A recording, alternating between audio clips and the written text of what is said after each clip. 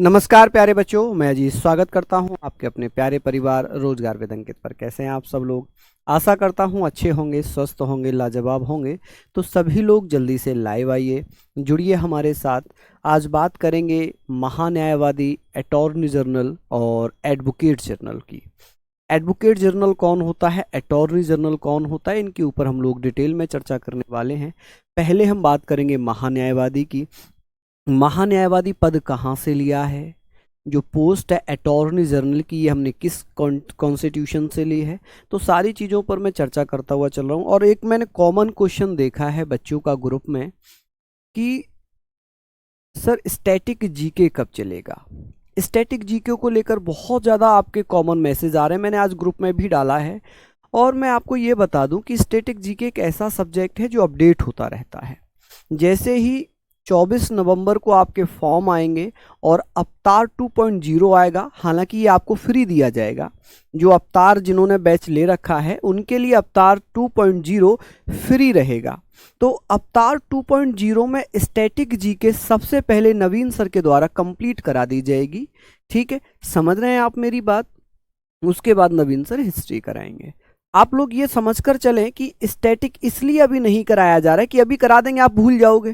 फिर बहुत सारा फैक्ट ऐसा होता है, बहुत सारा डाटा ऐसा होता है जो अपडेट हो जाता है स्टैटिक में। तो इसीलिए एग्जाम के टाइम पर वो कराने का उसका औचित्य भी बनता है, उसकी ज़रूरत भी बनती है। तो आशा करूंगा आप लोग अच्छे से पढ़ेंगे, मेहनत करेंगे। चलिए,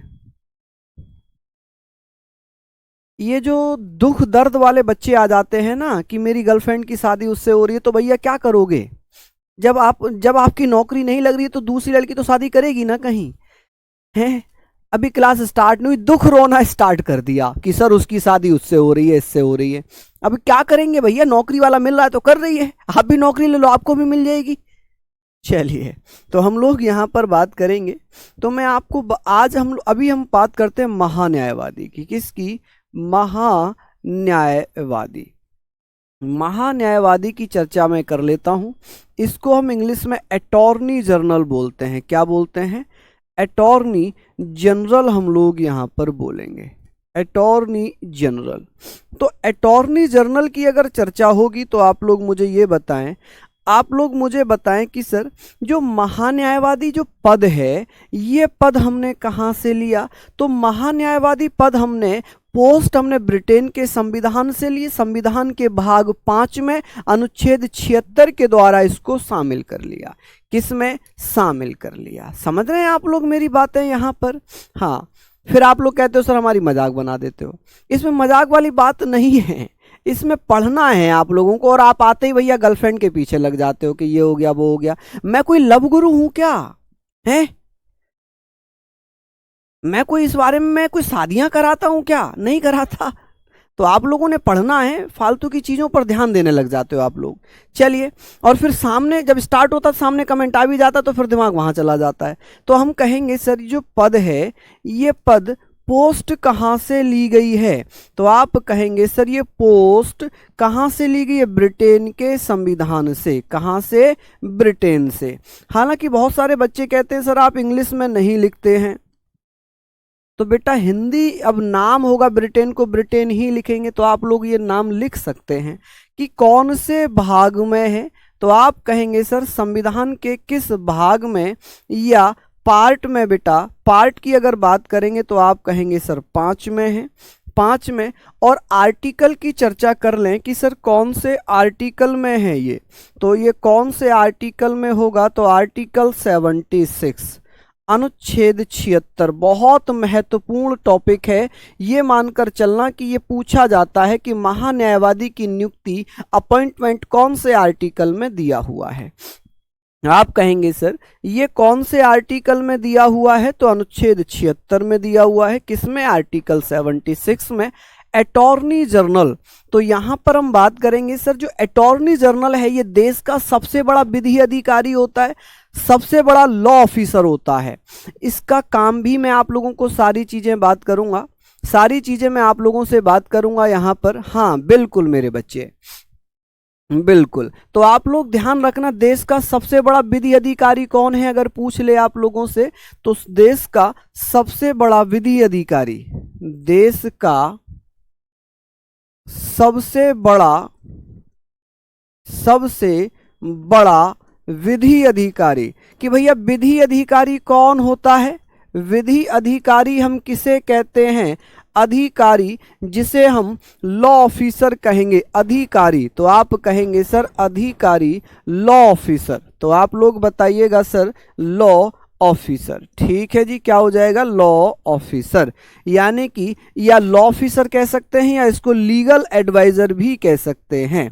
क्या कह सकते हैं माय डियर इसको? तो आप कहेंगे सर इसको हम लीगल एडवाइजर भी कह सकते हैं, भारत सरकार का एडवाइजर। कि भैया ये क्या है? एडवाइजर है। तो आप लोग बताना कि सर अटॉर्नी जनरल भारत का सबसे बड़ा लॉ ऑफिसर होता है, विधि अधिकारी होता है। ठीक है, अब नियुक्ति कौन से आर्टिकल में होगी? अपॉइंटमेंट की अगर मैं बात करूं कि सर महान्यायवादी की नियुक्ति कौन से आर्टिकल में है? महान्यायवादी की नियुक्ति कौन करता है? कुछ इस प्रकार के प्रश्न पूछे जाते हैं। अपॉइंटमेंट की अगर मैं बात करूं, appointment of attorney general.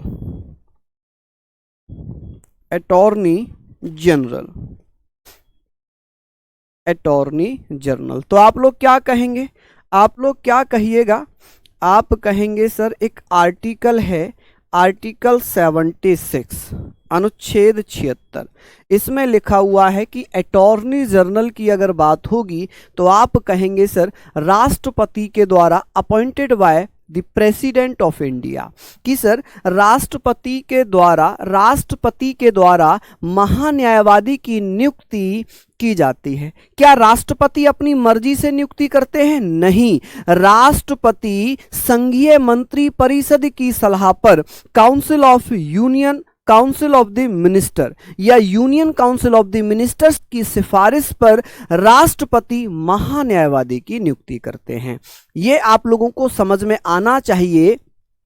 CAG भी बताऊंगा, कैग हम कल पढ़ेंगे, एक ही दिन में थोड़ी पॉलिटी पूरी पढ़ लेंगे, है ना। तो हम लोग बात करेंगे, हम लोग ज़्यादा से ज़्यादा यहाँ पर जो इम्पोर्टेंट फैक्ट होंगे वही पढ़ेंगे कि सर नियुक्ति राष्ट्रपति के द्वारा की जाती है। किसके द्वारा? राष्ट्रपति द्वारा। वाय प्रेसिडेंट कौन नियुक्त करता है जी? महान्यायवादी को। तो आप कहेंगे सर वाय प्रेसिडेंट। क्या प्रेसिडेंट राष्ट्रपति अपनी मर्जी से नियुक्त करते हैं या किसी की सलाह चाहिए होती है? तो आप कहेंगे सर संघीय मंत्री परिषद की सलाह पर। संघीय मंत्री परिषद की सलाह पर।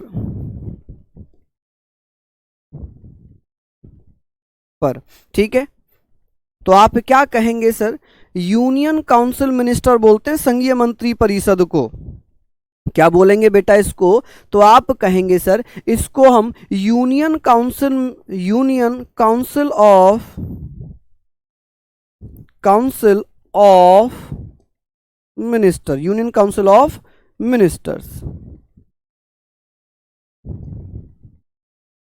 मिनिस्टर्स। चलिए, तो यूनियन काउंसिल ऑफ मिनिस्टर्स की सिफारिश पर महान्यायवादी की नियुक्ति राष्ट्रपति के द्वारा कर दी जाती है।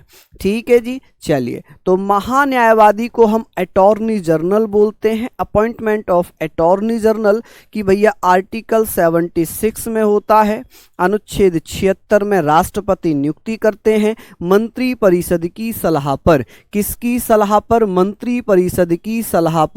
ठीक है, अब बात करते हैं सर ये कितने समय के लिए अपने पद पर रहता है? महान्यायवादी को कितने समय के लिए बनाया जाता है? उसका टेन्योर क्या है? उसका जो कार्यकाल है वो कितना होगा? यहां तक आप लोग एक बार नोट डाउन करिए, जल्दी से नोट डाउन कर लीजिए। बिल्कुल, आशुतोष यादव कल पढ़ाऊंगा सीएजी और सीजीए, तो कल आप लोग उस पर चर्चा करना। अभी मैं महान्यायवादी पढ़ा रहा हूं तो अभी इसको पढ़ो। यही तो समस्या होती है कि जिस दिन जिस टॉपिक को पढ़ें उसको आप ना पढ़ के दूसरे टॉपिक पढ़ना चाहते हैं, तो जो आज पढ़ रहे हैं वो समझ में आएगा नहीं, कल जब पढ़ेंगे तो कल आप किसी और टॉपिक पर डिबेट करोगे, तो कल जो पढ़ाएंगे वो भी समझ में नहीं आएगा। फिर आपका एक इतना लंबा चौड़ा मैसेज आता है, गुरुजी मैं क्या करूं, मुझे पॉलिटी समझ में नहीं आती, मुझे दिमाग में नहीं पड़ रही है, मैं कैसे करूंगा, मैं एग्जाम क्लियर कर पाऊंगा या नहीं कर पाऊंगा, मुझे बताएं, मेरा मार्गदर्शन करें।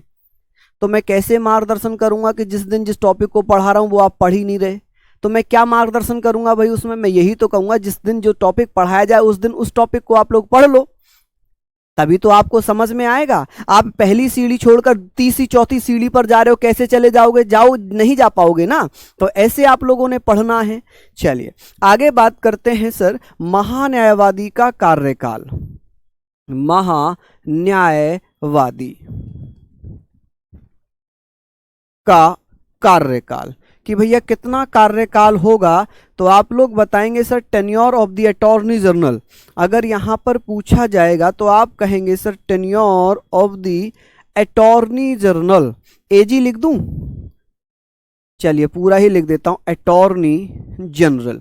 एजी लिखूंगा तो आप लोग सोचोगे ये एजी वो हैं जो सब्जी लाते हैं। एजी सुनते हो, जरा बाजार से सब्जी लेते आना, है ना? आपने देखा होगा ना, एजी सुनते हो, बाजार से आलू टमाटर ले आना। एजी सुनते हो, मुझे चैन दिलवा देना। एजी सुनते हो, मुझे शॉपिंग करा देना। ये वो वाले एजी नहीं है, ये एजी का मतलब है, एजी का मतलब है कि भैया अटॉर्नी जनरल। क्या है? Attorney general. ठीक है, तो हम लोग बात करेंगे कि सर इसका जो कार्यकाल है अटॉर्नी जनरल का, अटॉर्नी जनरल का जो कार्यकाल है वो कौन से आर्टिकल में है? तो एक आर्टिकल है आर्टिकल 76 सप्लूज 2, अनुच्छेद 76 खंड 2। इसमें लिखा हुआ है कि जो महान्यायवादी होगा वो राष्ट्रपति के प्रसाद पर्यंत, during of the pleasure of the president, जब तक राष्ट्रपति चाहेंगे महान्यायवादी अपने पद पर बना रहेगा। ये तो हो गई संवैधानिक भाषा, ये तो हो गई कॉन्स्टिट्यूशनल लैंग्वेज। लेकिन रियलिटी क्या है?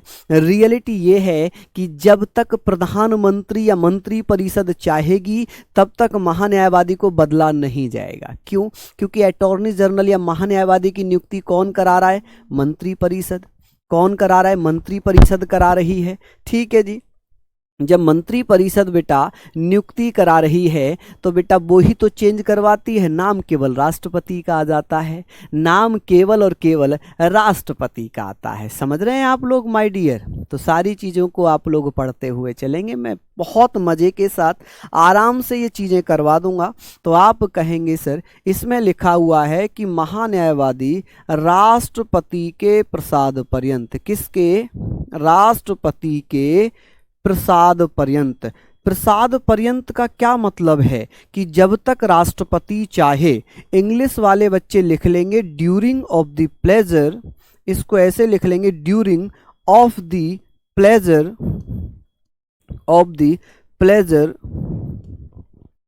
Of the president. जब तक राष्ट्रपति चाहेंगे, जब तक राष्ट्रपति चाहेंगे ऑफ द प्रेसिडेंट, जब तक राष्ट्रपति चाहेंगे महान्यायवादी अपने पद पर बना रहेगा। ठीक है जी, तो इसको आम भाषा में क्या लिख सकते हैं? जब तक राष्ट्रपति चाहें, जब तक राष्ट्रपति चाहें,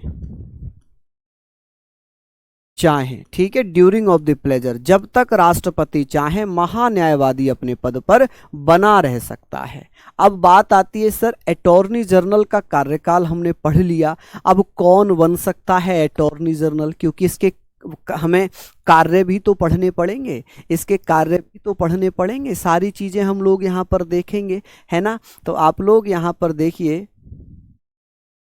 आप लोग यहाँ पर देखिए, वापस लाऊं? चलिए वापस ले आया जी, एक बार देख लीजिए, जल्दी से इसको नोट डाउन कर लीजिए। चलिए बहुत बढ़िया, शानदार।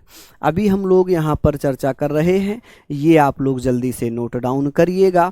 आगे चलते हैं, आगे हम लोग चल लेते हैं, यहाँ से थोड़ा सा आगे चलते हैं।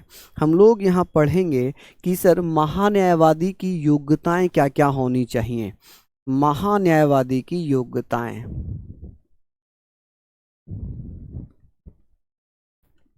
की योग्यताएं, योग्यताएं जब पूछा जाए तो आप बता देना कि भैया योग्यताएं क्वालिफिकेशन क्या होनी चाहिए, कि भैया क्वालिफिकेशन क्या होनी चाहिए, तो आप बताइएगा सर क्वालिफिकेशन कितनी होनी चाहिए। Qualifications of the attorney general, AG लिख दूं इसको, एजी अटॉर्नी जनरल, तो आप कहेंगे sir qualification of the attorney general. ठीक है जी, कौन, अटॉर्नी जनरल, एजी लिख दिया मैंने। अब तो समझ जाएंगे एजी, तो इसमें सिर्फ ये लिखा हुआ है, हमारे संविधान में सिर्फ ये लिखा हुआ है, तो आप लोग क्या कहोगे, आप कहोगे कि सर संविधान कहता है कि ऐसा व्यक्ति जो सुप्रीम कोर्ट का जज बन सकता है, ठीक है, बिकम अ जज ऑफ सुप्रीम कोर्ट, ऐसा व्यक्ति जो सुप्रीम कोर्ट का जज बन सकता हो, उस व्यक्ति को राष्ट्रपति महान्यायवादी बनाते हैं। क्या बनाते हैं, महान्यायवादी बनाते हैं।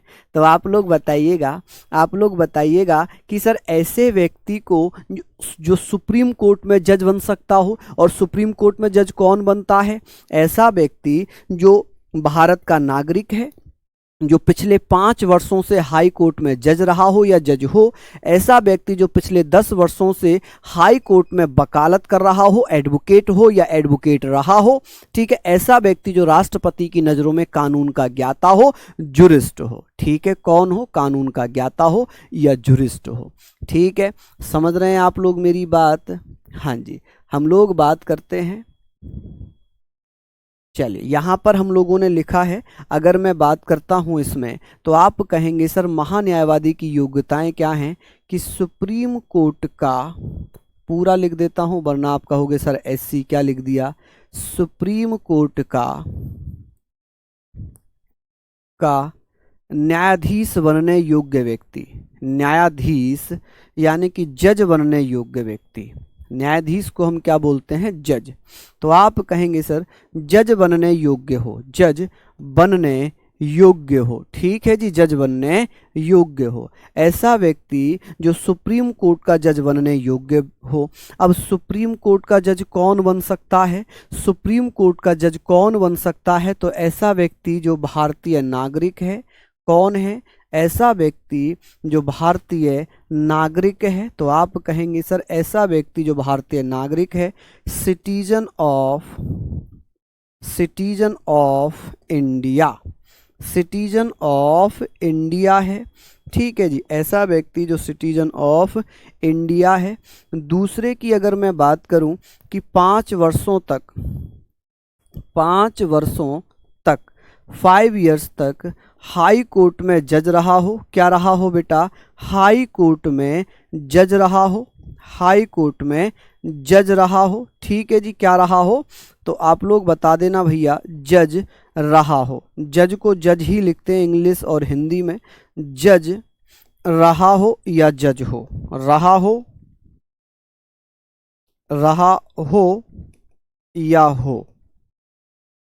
ठीक है जी, ऐसा व्यक्ति 10 वर्षों तक, कितने वर्षों तक, ऐसा व्यक्ति जो 10 वर्षों तक, 10 इयर्स तक, 10 वर्षों तक हाई कोर्ट में वकील रहा हो, हाई कोर्ट में वकील रहा हो, एडवोकेट रहा हो, वकील या एडवोकेट रहा हो। क्या रहा हो, एडवोकेट रहा हो। ठीक है जी, एडवोकेट रहा हो। तो सिंपल सी चीज़ें हो गई, इनको आप लोग लिख लीजिए। ये तो नॉर्मल, क्या ये सारी चीज़ें संविधान में लिखी हुई हैं महान्यायवादी के लिए? नहीं, सिर्फ और सिर्फ क्या लिखा हुआ है, महान्यायवादी बनने के लिए सिर्फ और सिर्फ क्या लिखा हुआ है, एक लाइन लिखी हुई है। और वो लाइन क्या है, वो लाइन है कि भैया सुप्रीम कोर्ट का न्यायाधीश या जज बनने योग्य व्यक्ति को ही महान्यायवादी बनाया जा सकता है। और इसकी कौन से आर्टिकल में योग्यताएं दी हुई हैं, अनुच्छेद 124 में ऐसा लिखा हुआ है। किसमें, अनुच्छेद 124 में लिखा हुआ है कि सुप्रीम कोर्ट का न्यायाधीश कौन बनेगा। तो उसके लिए क्वालिफिकेशन दी हुई है कि भैया सिटीजन ऑफ इंडिया हो, 5 इयर्स तक हाई कोर्ट में जज रहा हो और 10 इयर्स तक हाई कोर्ट में एडवोकेट रहा हो। क्या रहा हो, एडवोकेट रहा हो। चलिए, बहुत बढ़िया, शानदार। इसको आप लोग नोट डाउन करिए, इसको आप लोग नोट डाउन करिए। चलिए देखिए, बहुत सारी चीजें हैं बहुत सारी चीजें ऐसी हो जाती हैं जिनको आपको पढ़ना ही पड़ेगा। कहते हैं ना कि सफलता की राहों में बहुत सारी कठिनाइयां होंगी। सफलता की राहों में बहुत सारी कठिनाइयां होंगी, ये कौन नहीं जानता कि सफलता की राहों में बहुत सारी कठिनाइयां होंगी, ये कौन नहीं जानता। और मंजिल वही पा लेता है जो हार नहीं मानता। मंजिल वही पा लेता है जो हार नहीं मानता। तो आप लोग कहोगे कि बेटा हार वही मानेगा जो क्या करेगा, मेहनत नहीं करेगा। सिंपल सी चीजें हैं। चलिए लिख लिए, यहां तक आप लोग लिख लो बेटा जल्दी जल्दी से। चलिए लिख लिए होंगे। हाँ जी, आगे बात कर लेते हैं। यहां तक आपने लिखा, अब बात करेंगे सर इसके कर्तव्य क्या हैं। देखिए कार्य क्या होंगे, इसके कार्य क्या हैं। कार्य एवं कर्तव्य, कार्य एवं कर्तव्य क्या क्या होंगे कि सर इसका कार्य क्या है, इसका कर्तव्य क्या है।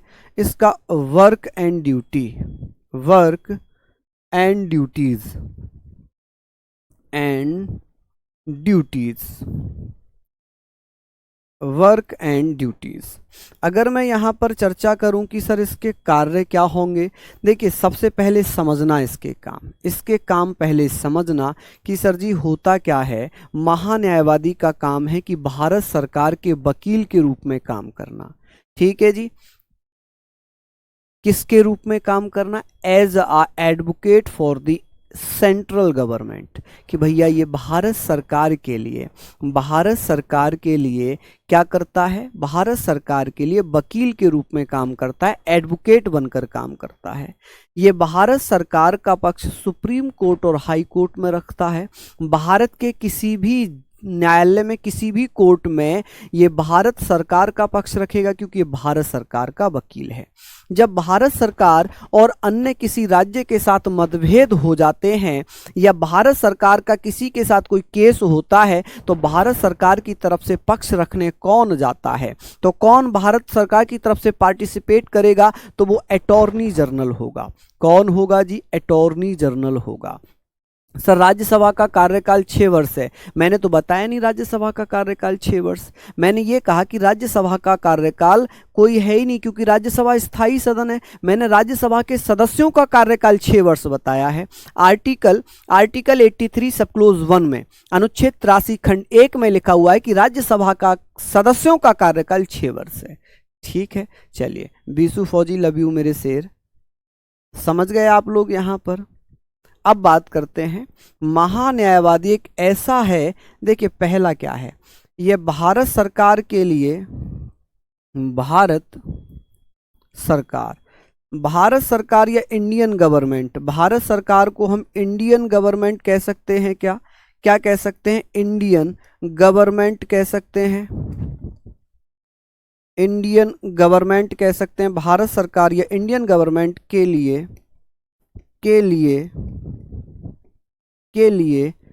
वकील के रूप में काम करता है। किसके रूप में, वकील यानी कि एडवोकेट बनकर काम करेगा। एडवोकेट, तो आप कहेंगे सर एडवोकेट के रूप में काम करेगा, एडवोकेट के रूप में काम करता है, के रूप में कार्य करता है। और जब भारत सरकार का वकील है तो जाहिर सी बात है कार्य करता है, करता है। ठीक है जी, भारत सरकार का वकील है तो जाहिर सी बात है भैया भारत सरकार का ही केस लड़ेगा। दूसरा कि जब भैया सुप्रीम कोर्ट या हाई कोर्ट में भारत सरकार से संबंधित कोई भी मामला आता है तो उसमें कौन पार्टिसिपेट करेगा, भारत सरकार का पक्ष कौन रखेगा, तो आप कहेंगे सर सुप्रीम कोर्ट एवं हाई कोर्ट में, सुप्रीम कोर्ट एवं हाई कोर्ट में, हाई कोर्ट में भारत सरकार का पक्ष रखता है। ठीक है जी, इंडियन गवर्नमेंट, आप कहेंगे सर इंडियन गवर्नमेंट का, इंडियन गवर्नमेंट का पक्ष रखेगा। ठीक है जी, पक्ष या साइड, किसकी साइड से पेश होगा, पक्ष या साइड रखेगा।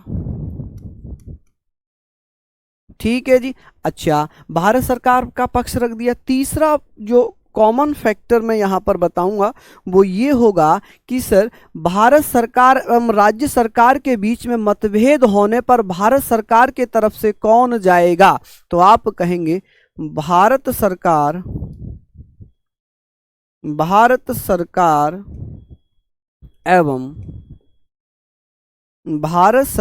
एवं राज्य सरकार के मध्य विवाद होने पर, क्या होने पर बेटा? विवाद, डिस्प्यूट बिटवीन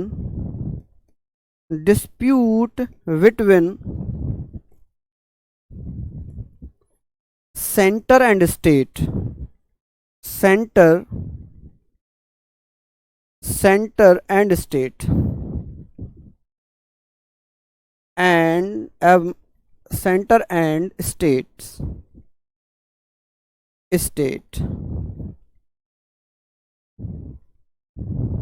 तो ये क्या करेगा? भारत सरकार का पक्ष रखेगा,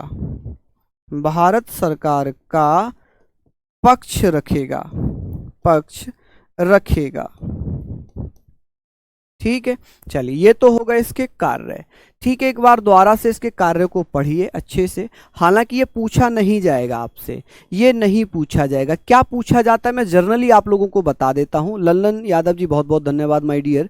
मैं आपको जर्नल बता देता हूं कि पूछा क्या जाएगा कि महान्यायवादी की नियुक्ति कौन करता है, अपॉइंटमेंट कौन करता है, कौन से आर्टिकल में है, कौन से भाग में है। ठीक है, बस, और इससे ज्यादा कुछ नहीं पूछा जाता। या ये पूछ लेगा देश का बड़ा विधि अधिकारी कौन होगा, लॉ ऑफिसर कौन होगा, तो बस यही होगा। ठीक है, लिख लेंगे आप लोग यहां पर। हाँ जी, पेपर में कैसे पूछा जाएगा? एक बच्चा पूछ रहा है कि पेपर में बेटा, पेपर में ऐसे पूछेगा महान्यायवादी की नियुक्ति कौन करता है, कौन से आर्टिकल में है, कौन से भाग में है। ठीक है, चलिए, लंबे समय तक याद रखने का एकमात्र तरीका है कि आप अपने हैंड राइटिंग में नोट्स बनाएं, उसको बार बार पढ़ें, उसको जब भी समय मिले आप उसका रिवीजन कर लें। ठीक है, चलिए अब बात करते हैं कि सर भारत सरकार की तरफ से क्या हर जगह यही जाएगा? मान लीजिए हमारे देश में 28 राज्य, 8 केंद्र शासित प्रदेश हैं और अटॉर्नी जनरल केवल एक होता है। क्या ये हर जगह जाएगा? नहीं। तो भारत सरकार ने 1972 में एक नया पद बनाया, 1972 में एक नया पद बनाया और उसका काम ये था कि भैया वह महान्यायवादी को सपोर्ट करेंगे। एक नया पद सॉलिसिटर जनरल और एडिशनल सॉलिसिटर जनरल बनाए गए कि भैया 1972 में महान्यायवादी की सहायता के लिए, उसको सपोर्ट देने के लिए 2 नए पद बने, जिसमें एक तो है सॉलिसिटर जनरल, एक है एडिशनल सॉलिसिटर जनरल। ठीक है जी, तो आप ये भी लिखना, आप कहेंगे सर महान्यायवादी की सहायता के लिए, महान्यायवादी की सहायता के लिए, सहायता, फॉर हेल्प। ठीक है जी, आप यहां पर लिख लेना फॉर हेल्प, फॉर हेल्प। अब बताइए, ये भी मुझे इंग्लिश में लिखना पड़ रहा है, के लिए बेटा, महान्यायवादी की सहायता फॉर हेल्प के लिए अगर मैं बात करूं, नया न्यू पद बनाया गया, न्यू पोस्ट बनाई गई। न्यू पोस्ट कौन सी बनी? नए पद कौन से बनाए गए? न्यू पोस्ट या नए पद अगर मैं बात करूं कि सर क्या किया गया 1972 में, 1972 में। कब? 1972 में, क्योंकि संविधान में नहीं लिखा, ये केवल भारत सरकार के द्वारा बनाया गया। महान्यायवादी की सहायता के लिए क्या बनाया गया? एक तो सॉलिसिटर जनरल बनाया गया। क्या बनाया गया? Solicitor general, solicitor general. आपसे पूछा जाएगा सॉलिसिटर जनरल जनरल। ठीक है जी, सॉलिसिटर जनरल बनाया गया। सॉलिसिटर जनरल बेटा इंग्लिश में भी सॉलिसिटर जनरल ही लिखा जाता है। क्या लिखते हैं इसको? Solicitor general. और बेटा एक पद बनाया अतिरिक्त सॉलिसिटर जनरल, अतिरिक्त सॉलिसिटर जनरल, सिटर जनरल। ठीक है जी, एडिशनल सॉलिसिटर जनरल। अगर मैं बात कर लूं सर एडिशनल सॉलिसिटर जनरल कौन होता है? Additional solicitor general.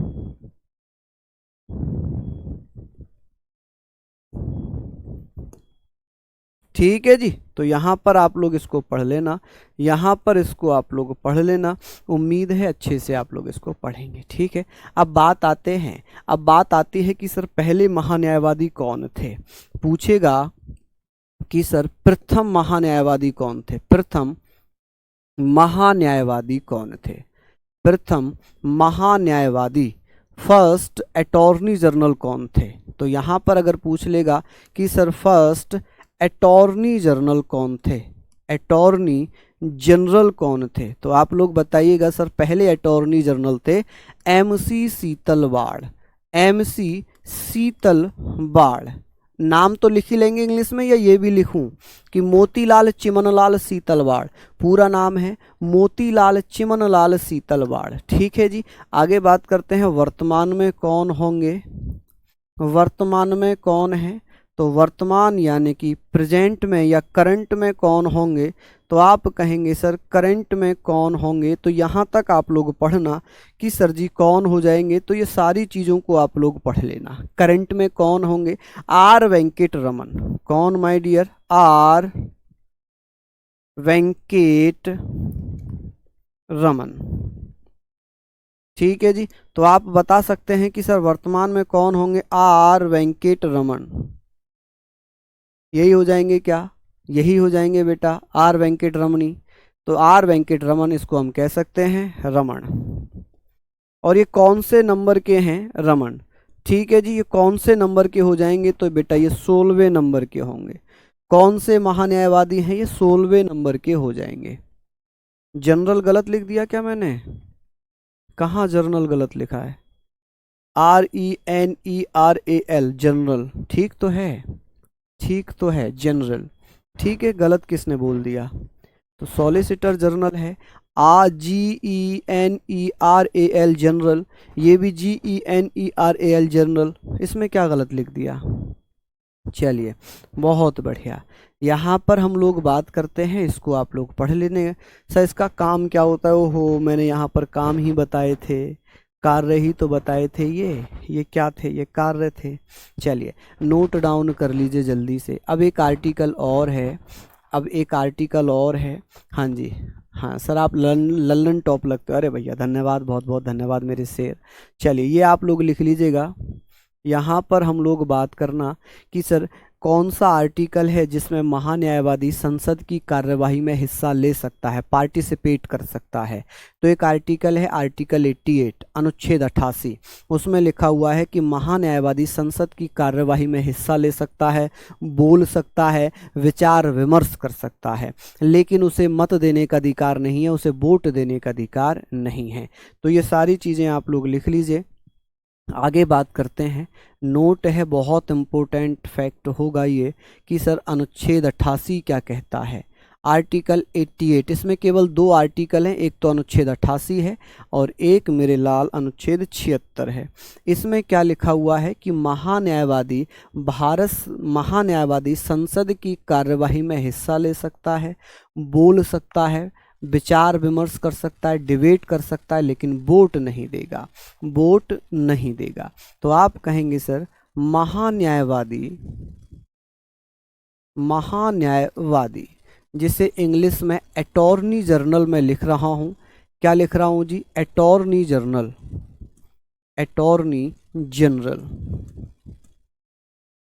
Attorney general.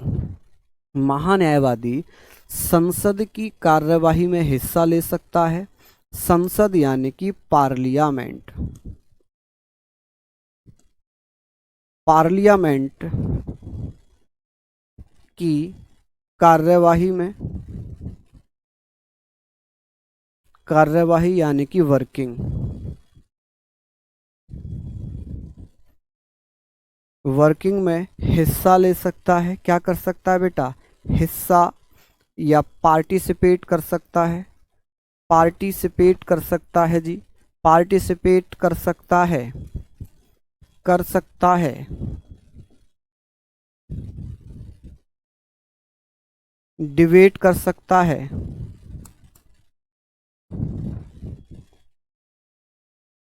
Debate कर सकता है, लेकिन यानी कि बट वोट नहीं दे सकता, वोट नहीं दे सकता। ठीक है जी, वोट नहीं दे सकता, दे सकता। ठीक है जी, यहां तक आप लोग इसको पढ़ लेंगे। चलिए आगे हम लोग चर्चा करेंगे राज्य महाधिवक्ता पर। रामदास जी धन्यवाद।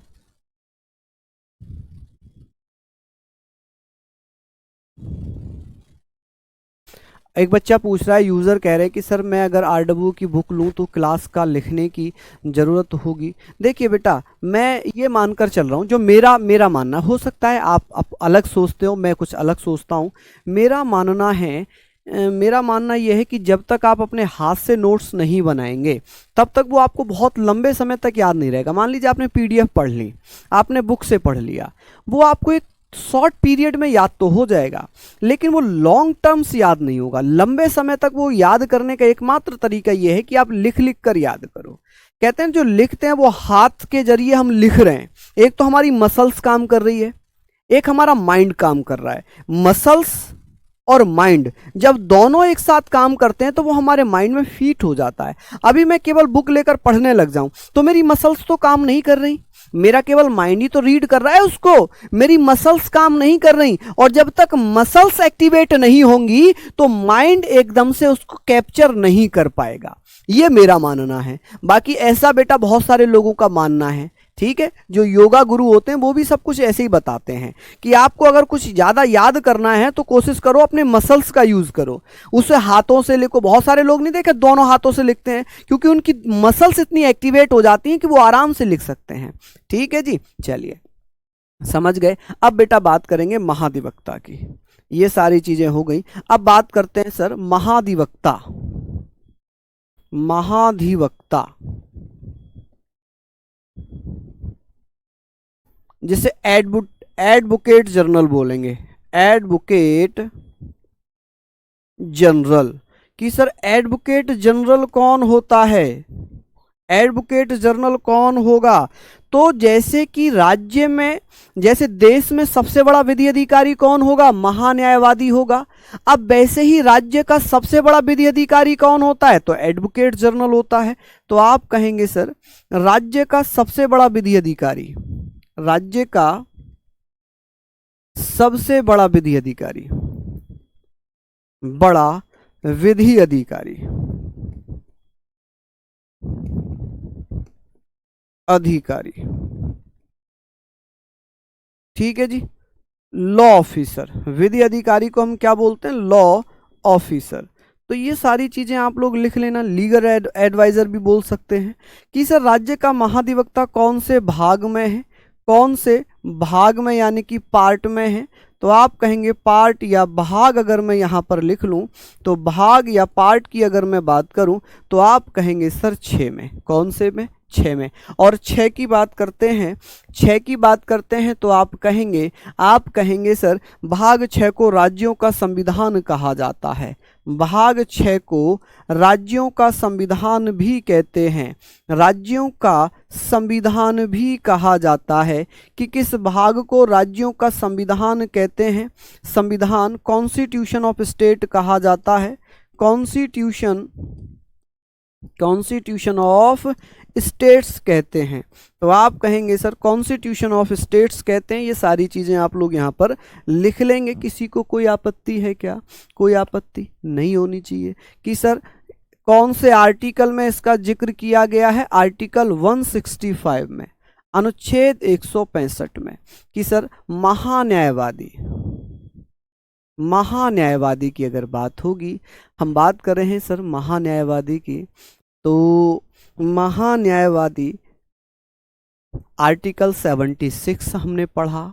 अब बात करते हैं कि अनुच्छेद 165 किससे संबंधित है? तो आप कहेंगे सर इसमें लिखा है कि महाधिवक्ता राज्य की बात अगर कहते हैं कि सर राज्य की अगर मैं बात कहूँ तो आप कहेंगे राज्यपाल के द्वारा राज्य मंत्री परिषद की सलाह पर, स्टेट काउंसिल ऑफ मिनिस्टर्स की सिफारिश पर, रिकमेंडेशन पर राज्य महाधिवक्ता की नियुक्ति की जाती है। अनुच्छेद 165 में लिखा हुआ है कि राज्य महाधिवक्ता की नियुक्ति, राज्य महाधिवक्ता, राज्य महाधिवक्ता की नियुक्ति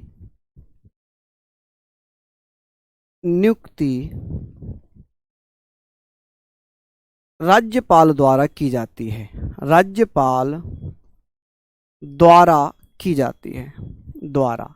अब इसका मतलब क्या होगा? Appointment of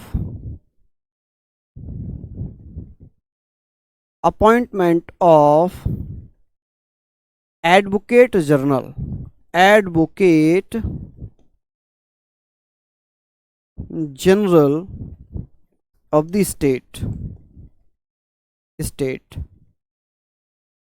bye governor.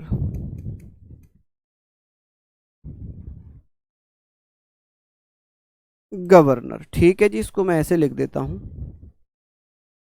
Bye governor. क्या ये अपनी मर्जी से करते हैं? नहीं, राज्य मंत्री परिषद की सिफारिश पर, राज्य मंत्री परिषद की सिफारिश पर,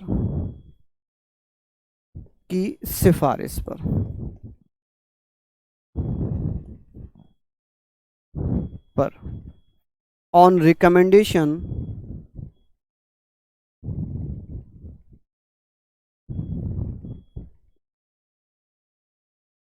of state council of minister, state council of ministers,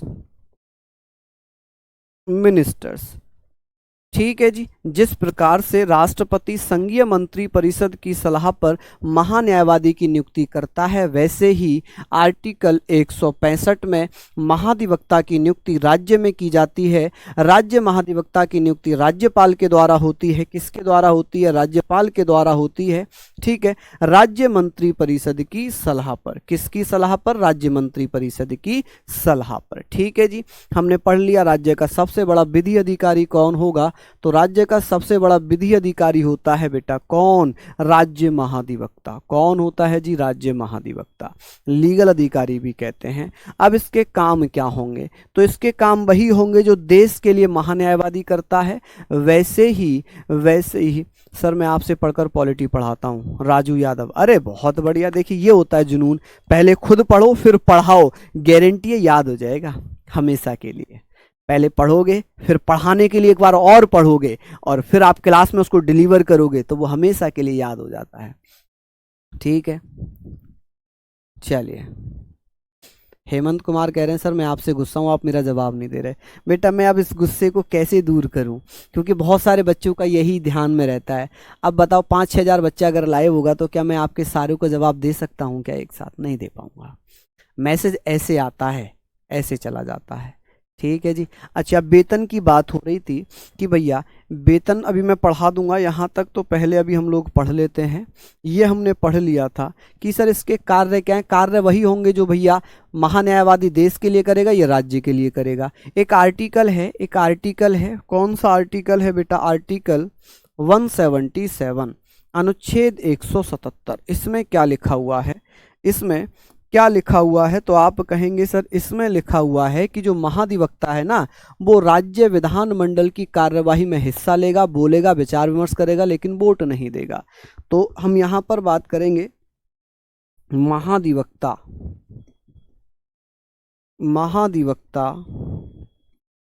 राज्य विधानमंडल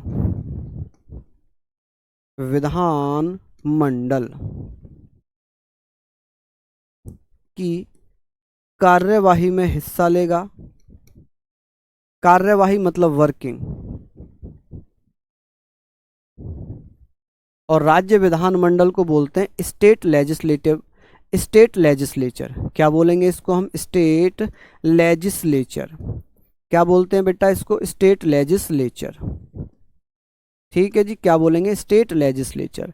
महाधिवक्ता को एडवोकेट जनरल बोलते ही हैं, ठीक है जी। चलिए, कार्यवाही में हिस्सा लेना, हिस्सा बोलना, बोलना, विचार विमर्श करना, डिबेट करना, क्या करना, डिबेट करना, करने का अधिकार है, का अधिकार है, लेकिन वोट देने का अधिकार नहीं है। अधिकार है लेकिन वोट देने का अधिकार नहीं है, लेकिन वोट देने का अधिकार नहीं है, वोट देने का अधिकार नहीं है, अधिकार नहीं है। ठीक है जी। चलिए, ये सारी चीज़ें आप लोग लिख लेंगे, यहाँ पर सारी चीज़ें आप लोग लिख लेंगे। अब बात आती है वेतन की। चलिए, एक बच्चा पूछ रहा था, सर ये बताइए महान्यायवादी का वेतन कितना होता है। यहाँ अटॉर्नी जनरल की अगर मैं बात करूँ, अटॉर्नी जनरल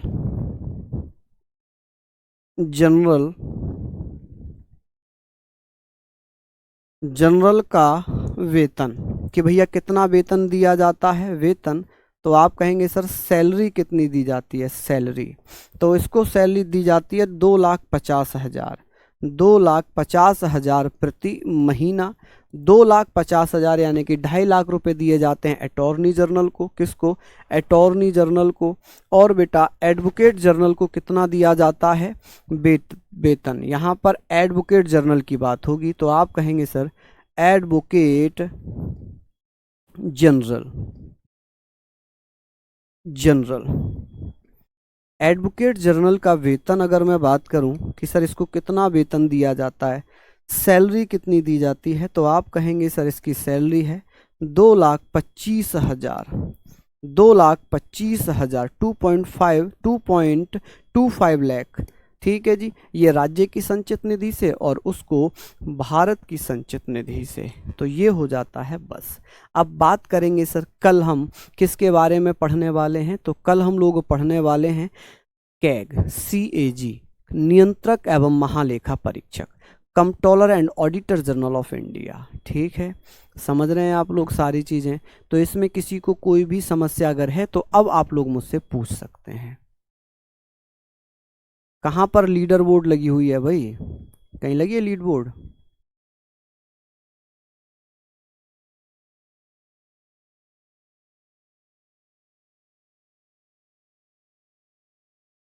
हाँ जी,